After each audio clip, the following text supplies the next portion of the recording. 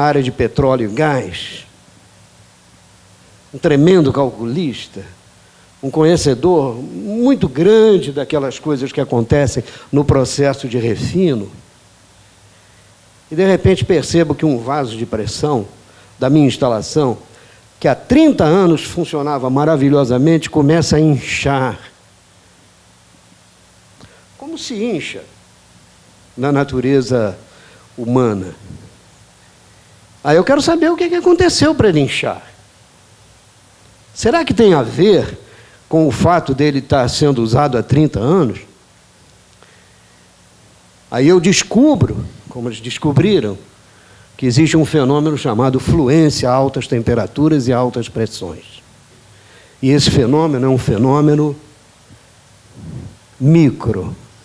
Ele acontece dentro da microestrutura e vai ter que ser resolvido com uma interferência sua na microestrutura. Equivale a dizer, na questão do diabetes, alguém que me arranje uma coisa que faça com que o metabolismo melhore. O médico diz assim: toma glifage ou diamicron. E está resolvido o problema do médico. Você toma o glifage e você tem diarreia. Aí ele diz: toma um comprimido só por dia. Ou seja, a solução que ele deu para resolver o problema, ele não precisou dizer, não digo que ele não saiba, o que efetivamente atua no metabolismo para fazer com que essa alopatia resolva o meu problema funcional. A minha curiosidade não é só porque eu sou a vítima, é porque eu tenho curiosidade mesmo. Era bom que todos tivessem curiosidade. Então vamos estudar um pouquinho esse metal-ferro como um monocristal. Vocês dizem, o que é um monocristal? Monocristal é um cristal só, que você funde uma determinada matéria, caracterizada como aquele metal, e depois solidifica. É muito difícil produzir monocristal de ferro. É muito difícil produzir qualquer monocristal metálico. A literatura mostra alguns monocristais que ajudaram a que as coisas fossem entendidas à base de lítio. Não vamos entrar nisso aqui agora. Mas é para ficar bem claro que eu vou falar de uma coisa que é difícil a gente concretizar materialmente. Mas a gente precisa conhecer para entrar na realidade. Esse ferro monocristalino é como se fosse aquele pedaço verdinho da figura, onde nós temos uma coisa que no material como um todo vai se reproduzir. E ela é a menor unidade que caracteriza toda aquela geometria espacial. Ela é chamada, por isso, célula unitária. O Bravais, quem foi o Bravais? Deixa eu pegar aqui minha cola para não errar nos anos, nas observações dos anos. Bravais era Auguste Bravais, um francês nascido numa cidade chamada Annonay, em 1811. Ele ficou célebre por uma publicação que até hoje é confirmada nos estudos de cristalografia. Ele assumiu que todos os sólidos, a partir da sua concepção atômica, atendiam a um desses sistemas espaciais, onde, para nós, o que interessa mesmo vai ser esse aqui, que a gente chama de cúbico de corpo centrado, em que nós temos um cubo como célula unitária, todas as cúbicas, com um átomo de cobre no centro da célula. Se vocês me perguntassem, não vão perguntar porque já sabem, isso é uma revisão, mas se vocês me perguntassem, mas como é que esses átomos se unem? Nesse caso aqui, eles se unem pela diagonal do cubo. Mas todos os átomos de vértice mantêm uma relação de contato com o átomo do centro. Se fizerem com umas bolinhas de gude ou qualquer esfera de mesmo diâmetro uma arrumação desse tipo e fizerem uma análise do grau de compactação, verão que isto preenche 68% do espaço teórico. Uma arrumação como essa, aqui, em que cada átomo, afora os 8 dos vértices, vão para os centros das faces, dão uma compactação de 74%, que é a máxima. Isso quer dizer que no metal monocristal ferro, 32% é vazio. A cada momento, se você conseguisse registrar o que não é ferro, daria 32% no volume. 68 para 100, 32%. Isso é importante para nós, do ponto de vista da estruturabilidade? Totalmente importante.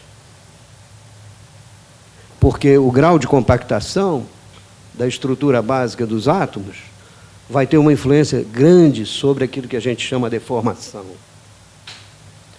E a deformação é tão mais viável quanto mais compacto o sistema cristalino, vamos chamar de sistema cristalino, for. Então, nós estamos nesse aqui, ó. O sistema que é CCC, Boris Centered Cubic, o cúbico de corpo centrado, aqui uma imagem para facilitar a compreensão. Aqui uma outra imagem, utilizando agora as figurinhas coloridas, as esferas coloridas. Aqui o átomo no centro. E aqui uma coisa que eu coloquei, e essa, mesmo para o metalurgista presente, não é comum de aparecer. Ninguém mistura a classificação periódica dos elementos com isso que eu estou apresentando. Vamos ver por que eu apresentei a classificação periódica aqui. Essa figurinha é ótima, porque ela nos mostra, para cada um dos elementos, qual é o, sendo cúbico, né? Qual é o sistema cúbico que eles cristalizam, que eles se apresentariam na distribuição geométrica dos átomos no espaço. Então, vocês vão reparar que o ferro é azulzinho, cúbico de corpo centrado. Mas tem uns elementos aqui, olha como é que é importante ser curioso, tem uns elementos aqui que também cristalizam no sistema cúbico de corpo centrado. E olha que coisa interessante, ó.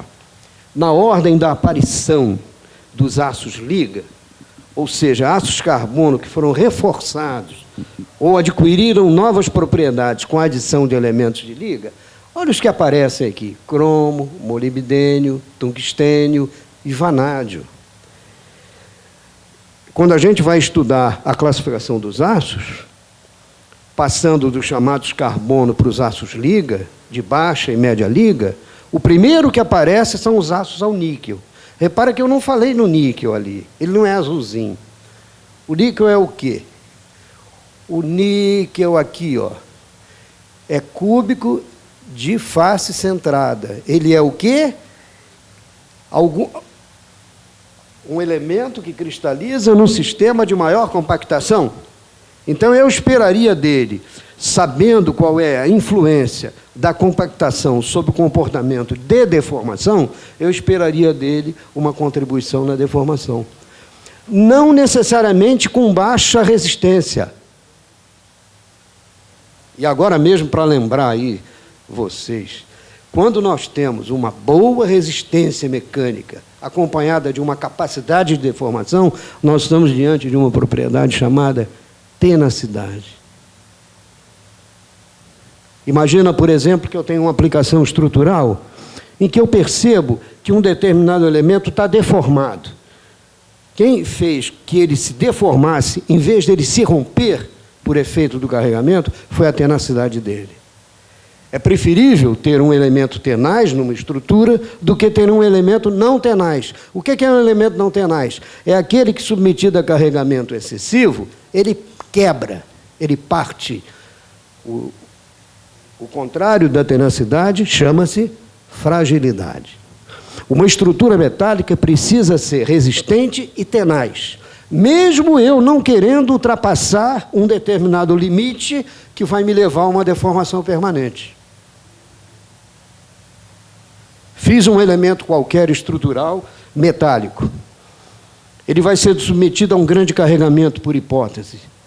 Quando eu for calculá-lo, eu vou trabalhar dentro do regime de estruturabilidade, ou seja, dentro do regime elástico. Mas digamos que houve uma sobrecarga, que não me foi possível evitar. O que ele vai fatalmente mostrar? Fragilidade. Mas digamos que ele fosse tenaz, além de resistente. Ele ia se deformar antes de romper. Então eu veria o meu elemento torcido, enfim. Quem garante isso é o níquel. E eu não vou dizer por quê, porque isso seria alvo de outra conversa semelhante a essa. Eu quero falar dos ácidos de carbono. Mas é curioso saber que os outros elementos, o cromo, o molibdênio, o tungstênio, o vanádio, são os elementos que vão compor a classificação dos ácidos liga de baixa, média e alta liga. Mas eu não tenho monocristal, eu tenho policristal. Portanto, eu não posso ficar resumido as considerações que eu fiz em cima de um sólido inviável que eu não uso, porque eu não produzo. O que eu produzo mesmo é um policristal. E o nome já está dizendo, é um material que tem mais de um cristal. Cada cristal da microestrutura se liga aos vizinhos devido a uma coesão agora que eu vou chamar de intergranular.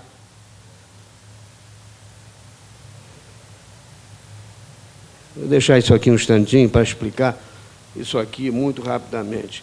Imagine que eu tivesse aqui uma panela com uma determinada liga ferro-carbono, com um percentual de carbono naquela faixa que eu mostrei no diagrama. Eu tenho, portanto, o quê? Tenho um aço fundido. Por menor que seja essa quantidade, ela é muito grande para que eu consiga industrialmente uma velocidade de resfriamento que seja comum a todos os pontos desse material. A superfície vai sempre resfriar mais rapidamente que o núcleo. Concordam?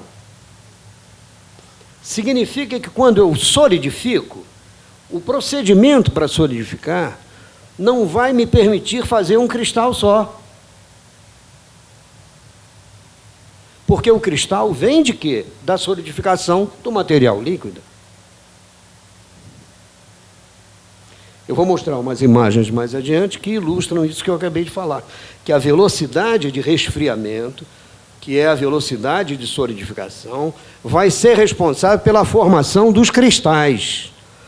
E por conta dessa natureza de cristalização, esses cristais não serão semelhantes, porque eles não estarão submetidos a uma mesma condição de resfriamento. Essa frase ficou complicada? Eu estou afirmando previamente que na hora em que eu solidifico um material real, com um determinado meio de refrigeração, pode ser o mais eficiente de todos, eu não conseguirei formar cristais iguais.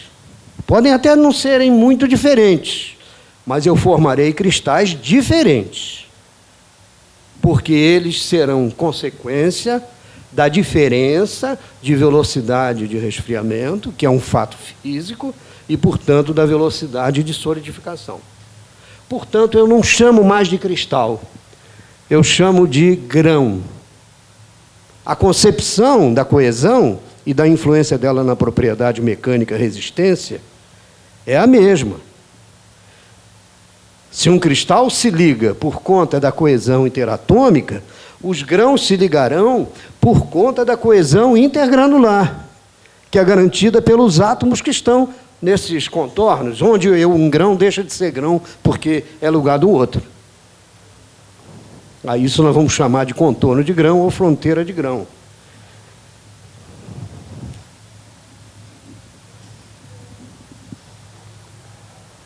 Essa imagenzinha ajuda, mas pela fisionomia de vocês, todo mundo entendeu isso, todo mundo sabe isso. Quando começa a nuclear, e nucleação aqui quer dizer o início da solidificação, aquilo é um núcleo de solidificação, surgem esses pontinhos aqui,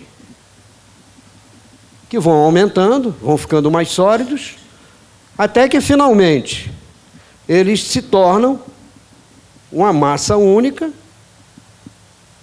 que, nos contornos, não guardam nenhuma relação geométrica definida. É só parar para pensar um instantinho. Digamos, quer ver? Num pedaço do material,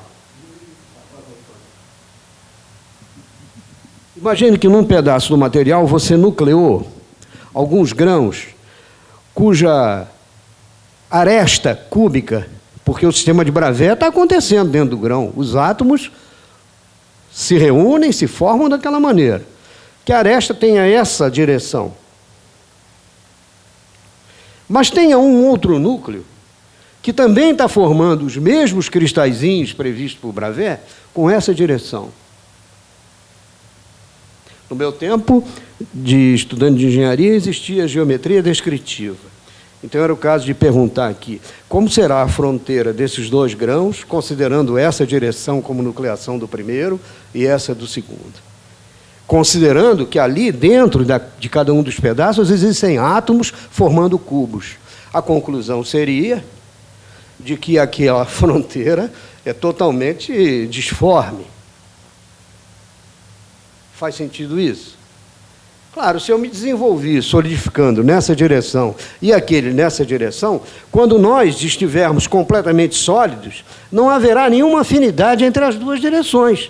E, portanto, as solidificações levarão a quê?